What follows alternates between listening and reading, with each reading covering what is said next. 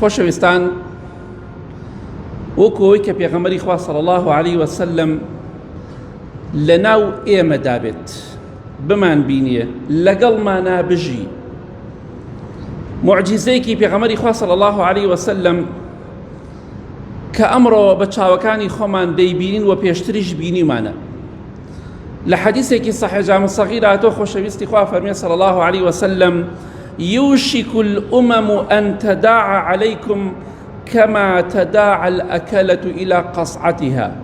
نزيكة واتدور نية بێباوەڕان هەمویان کۆ ببنەوە، یەک بگرن بۆ دژایەتیکردنی ئێوە، بۆ کوشتنی ئێوە، بۆ لەناوبردنی ئێوە، بۆ برسیکردنی ئێوە. نزیکە هەموو بێباوەڕان یەک بگرن بە فکرە جیاوازەکانیانەوە، بە گاورەوە، بە جوولەکەوە، بە بتپەرستەوە، هەر هەمویان یەک بگرن، یەکتری بانگ بکەن. هەروەکو چۆن کۆمەڵە کەسێک بانگ ئەکرێ بۆ سەر سفرە و نان خواردنێک، سفرێ داخرێ بە جەماعەت وتێ فەرمووە نەسەر سفرەکە. ئێستا ئێمە وڵاتی موسڵمانان بۆتە سفرە، بۆتە خواردنێک، وڵاتەکان هەمویان یەکتری بانگکەن بۆ سەر ئەو سفرە و خوانە، بۆ سەر ئەو نان خواردنە کە ئێمە بووینەتە سفرەیەک و نانێک، ئەوان بانگی یەکتری دەکەن بۆ خواردنی ئێمە و بۆ لەناوبردنی ئێمە، بۆ برسیکردنی ئێمە. لە ناوەتەکانە حەسارێکیان خستە وڵاتەکەمان، زۆرێکمان بینمان دێ کە حاڵی خەڵکی چەندێ خراپ بوو. ئەمڕۆ خستیانە سەر غەزە، بەیانی دەیخەنە سەر وڵاتێکی تر، ئەوە ئەفریقا و سۆماڵ هەر باسی مەکە. ئەوان هەمویان بانگی یەکتری دەکەن بۆ سەر ئەوەی کە دژایەتی ئێمە بکەن، برسیمان بکەن. هەمویان کۆ دەبنەوە بۆ ئەوەی کە لە یەکمان بترازێنن. عەقڵێتی ئێمە بە جۆرێکە وا دەزانن ئیسلام مافی ئێمە پێشێل کردووە. هەتاکو ئیسلام بوو، حکومەتی ئیسلام و خەلافەتی ئیسلامی هەبوو، وڵاتی کوردستان هەموو یەک پارچە بوو. سەدەها خەلیفە هات، هیچ وڵاتێکی کوردستانی نەکرە چەند بەشێکەوە، بەڵام سایس بیکۆ هەمومان بیستومانە. کاتێکە لە 1916 وڵاتەکانیان چی لێکرد؟ ئەوەی کە زەرەری کرد بە دەرەجە یەک کێ بوو؟ کوردی داما بوو. عەرەبەکان بوون بە حکومەت. بۆیە پێغەمبەری خوا فەرمی صلی الله علیه وسلم نزیکە ئەوان کۆ ببنە و بانگی یەکتری بکەن، هەروەکو چۆن کەسانێک بانگ ئەکرێ بۆ سەر خواردنێکە بیخۆن، بێگومان ئەوان ئێمە برسی دەکەن وڵاتە زلهێزەکان، دەمان کوژن و کەسێکی دڕندە دروست ئەکەن، چیمەبارانمان کە و ئەنفالمان کە. کێ دروستیانی کرد؟ هەمووی بەکرێگیراوی خۆیانن. کەسانێک دروست ئەکەن جیامان کەنەوە. بەریتانیا و فەڕەنسا و وڵاتەکان هەمویان ئیتیفاقیان کرد کورد بکەن بە چوار پارچەوە. ئێستا ئێمەش وا ئەزانین ئیسلام زڵمی لە ئێمە کرد. نەخێرە تا ئیسلام بۆیە 1000 ساڵی تریش ئیسلام خەلافەت و حکمی بکردایە، کورد هەر یەک پارچە بوو. کەواتە ئەوە معجزەی پێغەمبەری خوایە صلی الله علیه وسلم کە ئەوان بانگی یەکتری دەکەن بۆ سەر ئەو خواردن و سفرەی ئێمە. نەوتمان دەخۆن، پارەی نەوتمان دەخۆن، پارەی غازمان دەخۆن، هیچ کەسێکیش بۆی نێ قسە بکە. ئەمە معجزەکەی پێغەمبەری خوایە صلی الله علیه وسلم. لەسەر سفرەی ئێمە و لەسەر داهاتی ئێمە دانیشتوونە، فەرموش لە وڵاتەکانی تر دەکەن و کەسیش بۆی نێ قسە بکە. بەڵێ خۆشەویستان، یەکێک لە هۆکارەکانی زەلیلبوونی مسلمانان چییە؟ داماوبوونی مسلمانان. ئەمڕۆ بۆچی ئێمە داماوبووینە؟ بۆچی ژێردەستە بووینە؟ خۆشەویستی خوا فەرمێ صلی الله علیه وسلم لە حەدیثێکی صحیح جامع صغیرە: هەر قەومێک لە ئومەتەکەی من پەیمانەکان کە لەگەڵ خوادا بەستویانە پەیمانەکان بشکێنن، ئەو وعدانەی کە بە پێغەمبەری خوایان داوە صلی الله علیه وسلم شوێنی سونەتەکانی بکەون بیشکێنن. واتە هەر کەسێک وعد و پەیمانی خوا و پێغەمبەری خوا بشکێنێ صلی الله علیه وسلم کە ئەمڕۆ زۆر بۆمان شکاندومانە. ئەوە پێغەمبەری خوا فەرمیێ صلی الله علیه وسلم ئەو باوەڕدارانەی کە پاشگەز ئەبنەوە لەو وعدانەی کە بەخوایان داوە، واتە سەرپێچی فەرمانی خوا و پێغەمبەری خوا دەکەن صلی الله عليه وسلم: إلا سلط الله عليهم عدوهم من غيرهم فأخذوا بعض ما كان في أيديهم. سبحان الله، الله لنا وإيه مداي بيغمري خواه صلى الله عليه وسلم. هر قومك لأمتكي من وعد بيماني خواه بيغمري خواه بشكينا صلى الله عليه وسلم. إلا خواهي قورا دجمن زال أكاب سريانا دجمني خويا بلام دجمنك من غيرهم، واتا لمسلمانان نییە ئەبینی وڵاتە زلهێزەکان ئێستا زاڵبوونە بەسەرمانە، زاڵبوونە بەسەرمانە. ئەفەرمێ ئەوەی کە هەتانە داهاتی خۆتان، پارەی خۆتان، بوجەی خۆتان هەندێکی لێ دەخۆن و لێشتان دەستێن و کەسیش بۆی نێ قسە بکات. ئەوانەی کە لەم وڵاتەدا هاتوونەتە ئەم وڵاتەوە چەند ساڵە لەم وڵاتەدان، وەڵڵاهی ئەگەر حاجەتی پشیلەیەکیان پێ پارەی پشیلەکە سەر ئەو داهاتی ئەو نەوتەیە، ئەوە خۆیان هەر باسی مەکە. پێغەمبەری خوا فەرمێ صلی الله عليه وسلم: ئەوەی کە خۆتان هەتانە هەندێکی دەخۆن وەزاڵیش دەبن بەسەرتانە دوژمنەکانتان لە غەیری خۆتان، واتە زمانی خۆتان نییە، وەکو ئێوە باوەڕدار نین. ترەمپ دێتە سێ وڵاتەوە، هەرسێکیان ئەگوشێ و ئەڕاتەوە، هەرسێکیان ئەدۆشێ و ئەڕاتەوە، کەسیش بۆی نێ قسە بکە. ئەبێ پێشوازیە گەرمیشی لێ بکرێ، بە پێشوازیشەوە بەڕێ بکرێ و پێشوازیشی لێ بکرێ و ئیستیقبال بکرێ. ئەیان دۆشێ هات فەڕێکی لەدا و سێ وڵاتی دۆشی و ڕۆشتەوە، کەسیش بۆی نێ قسە بکە. ئەوەیە داهاتی مسلمانان دەخۆن. بەڵام هۆکارەکەی چییە؟ هۆکارەکەی ئەوەیە پێغەمبەری خوا فەرمێ صلی الله عليه وسلم: هەر کاتێک ئێوە لەگەڵ خۆ پێغەمبەری خوادا صلی الله عليه وسلم ڕازگۆ نەبوون، خوا دوژمنێکتان بۆ دەنێرێ لە غیری خۆتان، ئەوەی کە هەتانە هەندێکی دەخوا، نەک هەمووی، بەعض هەندێکی دەبات. واقعیە، کەس ئینکاری ئەو شتە ناکە. ئێمە خاوەنی هیچ شتێک نین. ئایا نوێژنەکردن کە ئێستا هەزارەها کەسەیە لە ماڵەوە دانیشتووی نوێژ ناکات؟ ئایا ئەو کچانەی ئەو ژنانەی کە لە بازاڕن هەمووی سافیرن؟ ئایا ئەو هەموو خراپەکاری و غەش و خیانەتەی کە لە بازاڕە ئەکرێ ئەمە هەمووی شکاندنی وعدی خوا پێغەمبەری خوا نییە صلی الله عليه وسلم؟ دەی ئەبێ باجەکەی بدەین، ئەبێ هەر ئاوا داماو بین حتا نەگەڕێنەوە بەلای خوا. و پێغەمبەری خوا فەرمێتی صلی الله عليه وسلم: بۆیە دوژمن زاڵ بۆ بەسەرمانە، داهاتیشمان دەخوا و بۆشمان نییە قسە بکەین، چونکە لەگەڵ خوا و پێغەمبەری خوادا صلی الله عليه وسلم ئێمە وعدمان شکان و وعدە خلافین. کاتێک کە پێغەمبەری خۆشەویستمان صلی الله عليه وسلم فەرمی وڵاتەکان هەمویان کۆ دەبنەوە بێدینەکان، هەمویان بانگی یەکتری دەکەن بۆ دژایەتیکردنی ئێوە. کاتێکە باوکی ئێمە براکانی ئێمە لە شەڕی کۆیتا زۆرێکیان بینیان مسلمان نەبوون، 32 وڵات چەندێک هەمویان کۆ نەبوونەوە بۆ لە ناوبردنی مسلمانان، هەر کامێکیان بکوژ دێن مسلمانە کێشیان نییە. ئەمە کۆ دەبنەوە، یەک دەگرن، با فکریان جیابێ، بەڵام بۆ دژایەتیکردنی مسلمانانی یەکن. پێغەمبەری خوا صلی الله عليه وسلم کاتێک کە باسی ئەمەی کرد ئەوان کۆ دەبنەوە، هەمویان بانگی یەکتری دەکەن بۆ لە ناوبردنی ئێمە، بۆ کوشتنی ئێمە، بۆ برسیکردنی ئێمە.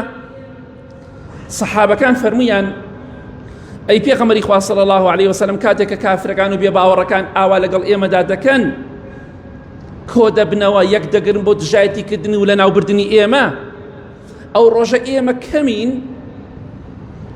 پێغەمبەری خوا فەرمی صلی الله عليه وسلم: بل أنتم يومئذ كثير. نەخێر، نە وەڵڵا کەم نین، ئێوە ئەو ڕۆژە زۆرن. چۆن دەڵێ زۆر و بۆر، زۆر و بۆرن، بەڵام ئێوە ولكنكم غثاء كغثاء السيل. کاتێک کە لافاوێک لە دۆڵێک و دەڕوات، لە شیوێک و دەڕوات، تەماشا دەکەی چیلکە دەبا، دارە با، هەرچی لەگەڵیا ڕێک ئیپێچێتەوە ئیبات. ئەوەی کە لەبان لافاوەکەی دەڕوات چەندێ سووکە، چەندێ وەزنی هەیە، ئەو لافاوە داری گەورە دەبات، داری بچووک دەبات، چیلکە دەبات، پوش و پەڵاش دەبات، هەموو شتێ لەگەڵ خۆیان دەپێچێتەوە دەیبات، چونکە سووکە و ئاوەکە بە قووەتە. ئەفەرمێ ئێوەش وەکو ئەو شتەوان لەگەڵ لافاوەکە دەڕۆن، هیچ نین، زۆر و بۆرن، زۆرن مسلمانان، بەڵام هیچ وەزنێکتان نییە، هیچ سامێکتان نییە، هیچ غیرەتێکتان نییە زۆربەتان بۆ دینەکەی خوا. بۆ لەبەر ئەوەی گرنگ نییە بەلاتان و دینداری. ئێستا سوێن بەخوا کە زۆربەی ئەو خەڵکی کە لە مزگەوتە ئێستا بڵێ حکمی خوا تەطبیقە ئامادە نێت تەطبیقیکە. ئەگەر بزانێ شەرعی خوا لەگەڵ یان نییە نایکات. زۆرم بینیوە. ئیمامی عەبدوڕەحمانی کوڕی عەوف ڕەزا و ڕەحمەتی خوای لێبێ کە لە سەحیح بوخاری هاتووە دەفەرمێت لە ڕۆژی غەزای بەدرا وەستا بووم لە ڕیزە بەرامبەر کافرەکان بەرامبەر ئەبوو جەهل و سوپاکەی. دوو گەنج لە ڕاست و چەپی منەوە بوون. گەنجی مناڵ مێرد مناڵ هەرزەکار چۆن دەڵێ هێشتا بە تەواوەتی خەتی نەداوە. دوو گەنج لام و یەکیان هات ئاوایەکی دەم کردی مامە وتم بەڵێ وتی ئەبوو جەهل ئەناسی وتم بەڵێ تۆ ئەبوو جەهل بۆ چییە؟ ئەبوو جەهل بەو بە هەموو بە قووەتیەوە مناڵێکی وەک تۆ گەنجێکی وەک تۆ ئەبوو جەهل تۆ چه پرسیارەکی؟ مامەیان من ئەبوو جەهل ناناسم تۆ ئەی ناسی پیشانم دە. وتی بۆ چیتە؟ وتی بیستمە قسەی بە پێغەمبەری خوا کردووە صلی الله علیه وسلم. واللهی بەس بیبینم لاشەم لە لاشەی نابێتەوە یابێ بمکوژێ یایکوژم. ئەڵێ ئەوەی لای چەپیشمەوە بە هەمان شێوەتی مامەگیان ئەبوو جەهل ناناسی. وتم بۆ چیتە؟ هەمان قسەی ئەو گەنجەی کرد. هەردووکیان هێرشیان کرد بۆ ئەبوو جەهل، ئەبوو جەهلیان کوشت چونکە قسەی بە پێغەمبەری خوا کردووە صلی الله علیه وسلم. بەڕاستی کاتێک کە کۆمەلگا ئەم کەسانی تێدا بوو ئەو کاتە بەهێز دەبێ. بەڵام کەسانێکی وەکو من و تۆی تیابێ کچەکەمان سافیرەی گوێمان پێی نییە، ژنەکەمان سافیرەی گوێمان پێی نییە، مناڵەکانمان نوێژ ناکەن گوێمان پێی نییە، غەش دەکەین گوێمان پێی نییە، حەرام دەخۆین گوێمان پێی نییە، ئەوە سەرنجامەکەی دەبێت. ئەومان بەسەرا دێت ئەوانەی کە بەرازخۆرن زاڵا بن بەسەر ئێمەدا، ئەوانەی کە بەرامبەر موسڵمانان نیان دەوێرا سەربەرزکەنەوە سەربەرزیان کردو ئێستا حساب بۆ ئێمە ناکەن چونکە ئێمە زۆر و بۆرین. ئەوە هۆکارەکەیتی خزمەتی ئەو دینەی خوا ناکەین و هەر کاتێکش دینی خوا لەگەڵ بەرژەوەندی ئێمەدا نەبوو بەکاری ناهێن و باوەڕمان پێی نییە پەنا بەخوای گەورە ئەڵێن نایکەین بە شەرعی خوا ڕازی نابین. کەواتە چی سوودێکی ئێمە بوونمان چی سوودێکی هەیە؟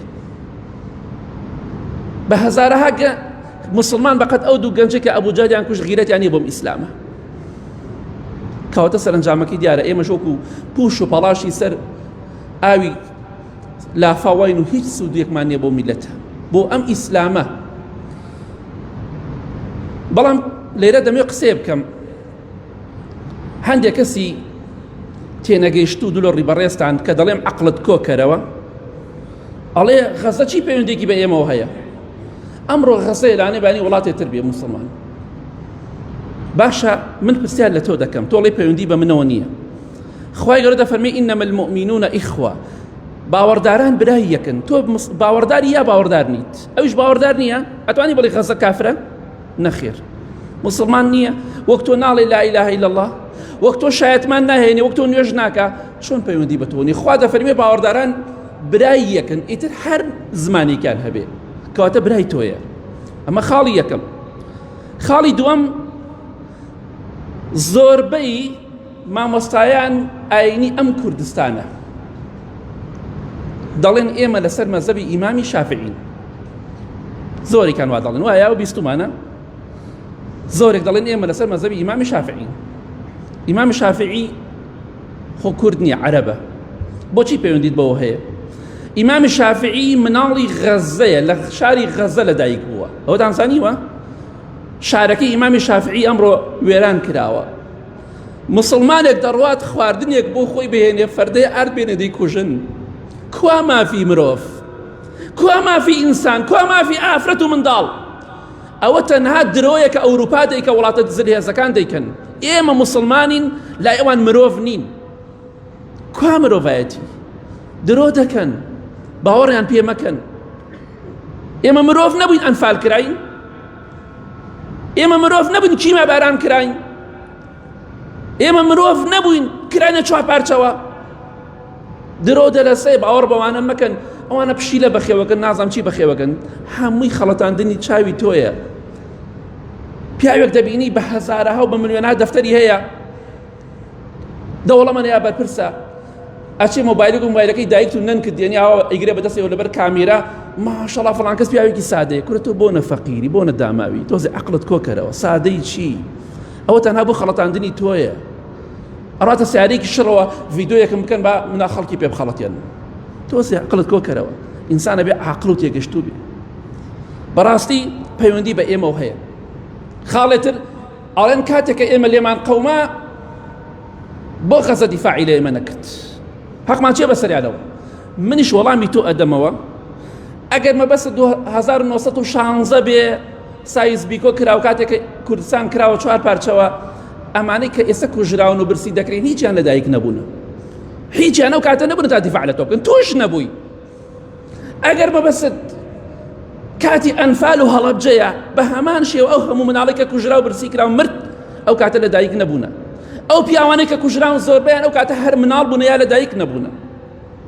تۆ موسڵمانی باوەڕدار ئەگەر مێرولەیەک بکوژێ پێی ناخۆشە، مێرولەیە بکوژرێ بە ناحەق پێی ناخۆشە، نەک مسلمانێک وەڵڵای کافرێکش بکوژرێ بە ناحەق ئەبێ پێت ناخۆش بێ، ئەبێ ڕازی نەبی. کەواتە ئاگاداری خۆمان بین. ئیمامی شافعی کە خەڵکی دەڵێ لەسەر مەزەبی ئیمامی شافعی خەڵکی غەزەیە و عەرەبە و کوردیش نییە، ئەی بۆ پەیوەندیت بۆ ئەوەی پەیوەندی بۆ کانترەوە نییە. لە خوا بترسین، هەر کەسێ بە ناحەق بکوژرێ بێ دڵمان بۆی ژان کا و خەفەتی لێ بخۆین. یا ڕەبی خوا لە گوناهەکانمان خۆشبی، لە گوناهی دایک و باوک و مردوەکانمان خۆشبی. یا ڕەبی خوایە جوولەکە و وڵاتە زلهێزەکان زەلیل و ڕسوای دنیا و قیامەت بکەی یا ڕەب العالەمین. ئامین.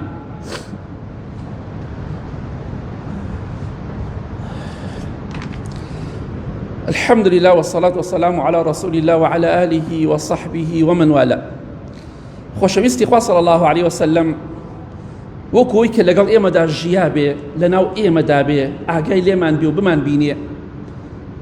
ئەمە موعجیزەیەکی گەورەی پێغەمبەری خوایە صلی الله عليه وسلم کاتێک لە حەدیثەکە فەرمووی کە لە صحیح ئەبو داود هاتووە، بەشێ لەو حەدیثەی کە باسمان کرد پێشتریش، پێغەمبەری خوا فەرمیێ صلی الله عليه وسلم دوای ئەوەی کە دوژمن زاڵە بێ بەسەرتانە و ئێوەش زۆرن و بۆرن، ئەمجا پێغەمبەری خوا فەرمیێ صلی الله عليه وسلم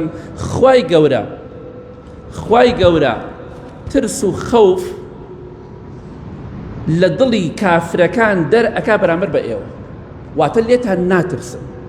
ئەوە کارە ساتە ئەمڕۆ بێباوەڕان وڵاتە زلهێزەکان لێمان ناترسن، ئێمە لەوان دەترسین. شتەکە پێچەوانە بۆتەوە.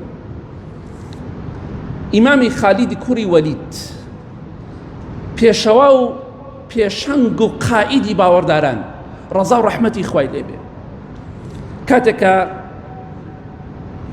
هات وڵاتەکانی لە بێباوەڕی و لە کوفر ڕزگار کرد بە ئیزنی خوا، تەماشای ئەو غیرەتەکە نامەیەکی نارد بۆ کیسرا پاشای فارسەکان، وتی ئەی کیسرا مسلمان بە سەلامەتە بی، ئەگەر مسلمان نەبی ئەی کیسرای پاشای فارسەکان واللهی پیاوانێکت بۆ دەنێرم يحبون الموت كما تحبون الحياة، هەروەکو چۆن ئێوە حەستان لە ژیانە، ئەو پیاوانەی کە من بۆتان ئەنێرم هەمویان حەزیان لە مردنە، هەروەکو چۆن ئێوە حەستان لە ژیانە. چەنێ تا مەزڕۆی ژیانن ئێوەی بێباوەڕ، ئەوان زیاتر تا مەزڕۆی مردن لە پێناو خوادا بکوژرێن. ئەگەر مسلمان نەبی ئەوانت بۆ نێرم. کاتێکی کیسرا نامەکەی خوێنایەوە، ئیمامی خالیدی کوڕی وەلید ڕەزای خوای لێبێ هەڕەشەی لێ دەکا، ئەگەر مسلمان بی سەلامەتن، حەقمان لێ بەسەرتانەوە. تەواو. کیسرا یەکسەر نامەی نارد بۆ مەلیکی سین، بۆ پاشای چین، نامەی نارد بۆ پاشای چین، وتی پێویستمان بە یارمەتیە. ئەی پاشای چین، جاران تەیارە نەبووە بێ کابرا بە چەندەها مانگەم جاگەشتە ئێرانە، بە ئاسانی نەیەگەی. ئێستاش ئەگەر تەیارە نەبێت جوولەکە چییە؟ جوولەکەی ترسنۆک چییە؟ ئەگەر تەیارە نەبێ ئەوانە پیاوی ئەوەن مسلمانان بکوژن نابەخ. پاشای چین نامەکی کیسرای پێگەیشت داوای یارمەتی و کۆمەکی ئەکا، مسلمانان هەڕەشەمان لێ دەکەن، ئێمەش چاریان ناکەین. ئەزانی وەڵامەکی پاشای چین چی بوو؟ وتی ئەی کیسرا یا کیسرا لا قووەتە لي بقوم لو أرادوا خلع الجبال لخلعوها. أي كسرى من ناتوانم بەرەو ڕووی سوپایەک ببمەوە کە باوەڕدارانن ئەگەر بیانەوێ شاخێکی گەورە هەڵکەن هەڵی ئەکەنن. من چۆن نتوانم بەرەو ڕووی ئەوانە بمەوە؟ بەخوا حەقم نییە بەسەرتەوە. هیچ کەسێکی بۆ کیسرا نەنات، تەعمەن کیسرا لە ناوچوو. ئەوە غیرەتی مسلمانان بوو، ئەوش بێغیرەتی حاشا عەزری بێ باوەڕان بوو کاتی خۆی. من ناتوانم لەگەڵ قەومێکا بجەنگم، من ناتوانم سەربازت بۆ بنێرم بۆ قەومێک ئەگەر بیانەوێ شاخێک لە بن هەڵکەن هەڵی ئەکەنن. من چۆن نتوانم بەرەو ڕووی ئەوانە بمەوە؟ ئەوەیە پێغەمبەری خوا فەرمی صلی الله عليه وسلم خوای گەورە سزاتانەدا چونکە ئێوە ڕێگای خوا ناگرن. ئەو کاتە ترس و خەوفی ئێوە سام و هەیبەتی ئێوە لە دڵی بێباوەڕەکان و دژمنەکانتانە نامێن. ئەمڕۆ نەماوە، هەر حسابت بۆ ناکەن. بۆچی؟ لەبەر ئەوە خالیدی کوڕی وەلیدمان نەماوە، عومەری کوڕی خەتابمان تیا نەماوە، کۆمەڵە گەنجێکی ئیماندارمان تیا نەماوە. بۆیە ئەوەمان بەسەرا هاتووە. بۆیە مسلمانان ئەمڕۆوایان لێ دێت ئەگینا ئیمامی خالید زیندوو بووایە حەدیان چی بۆ شتانە بکەنەوەن. بەڵێ خۆشەویستان، بۆیە ئێمە بەم مرۆڤانەوە فەخر و شانازی دەکەین، نەک بە یاریزانێکی بێباوەڕی کافرەوە. بەمانەوە شانازی بکە، فەخر و شانازی بکە، بەمانەوە سەربەرز بە، نەک بە بێدینێک بە دوای تۆپێکە ڕاکات. ئەوە حاڵەکەی ئێمەیە. معجیبی میسی و ڕۆناڵدۆ و ئاگای لە خالیدی کوڕی وەلید و عومەری کوڕی خەتاب نییە. ئەو حاڵی میلەتەکەمانە. بە دیار وتارێک و دانانیشێ پەڕێدا یەک سەعات و نیە دانیشێ بە دیار یاریەکە وزان ئەم کافرەی باتەوە ئەو کافرەی باتەوە. ئەو حاڵەکەی ئێمەیە. بەتەماین مەهابەت و سام و هەیبەتمان لای کافرەکان هەبێ نابێت. ئێمە شێت و شەیدای ئەوان بووینە، ئەوان حسابمان بۆ ناکەن، بە مرۆڤمان نازانن. بەڵێ خۆشەویستان، پێغەمبەری خوا فەرمی صلی الله عليه وسلم لە حەدیثەکەی صحیح ئەبو داووددا فەرمووی خوای گەورە بۆکو سزایەک ئێوەی مسلمانان کە ڕێگای خواتان بزر کرد، کە ڕێگای خواتان بەردا، حرامتان خوارد، زیناتان کرد، ژنەکانتان و کچەکانتان سافیرە بوو، زۆرێکتان نوێشتان نەکرد، ئەو کاتە خوای گەورە وەهن ئەخاتە ناو دڵیە، وەهن زەعیفی و لاوازی. وتیان چی؟ ئەی پێغەمبەری خوا صلى الله عليه وسلم وهن چیە؟ فەرمووی حب الدنيا وكراهية الموت. ئەو کاتە ئێوە دنیاتان خۆشەوێ، حەز لە مردنیش ناکەن. ئێستا ئەمڕۆ وای نیە، چونکە ڕووی مردنمان نییە، حەز دەکەین بەس بژین.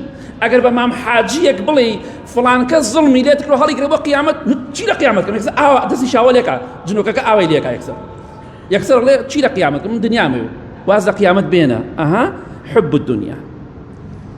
ئەجیناسیۆن بەخوا بەقەت تۆوی خەردەلەیە، کەمتریش لە تۆوی خەردەلەیە، زڵم و ستەمت لێ بکرێ، ماڵت بخورێ، لە قیامەت وەرەگریتەوە. ظالم لە دنیا زەلیلە، لە قیامەت زەلیلە. ظالم لە دنیا ڕسوایە، لە قیامەت ڕسوایە. بۆیە بێخەم بە دنیایەک و محاسبە و محکەمەیەکی تر هەیە، هەموو مافەکانت بۆ دەگەڕێتەوە کە زڵمت لێکراوە، موچەت خوراوە، پارەت خوراوە، حەقت پێ نەدراوە، هەرچیت بەسەر هاتووە، ڕۆژێک دەگشتی وەرەگریتەوە بە ئیزنی خوا.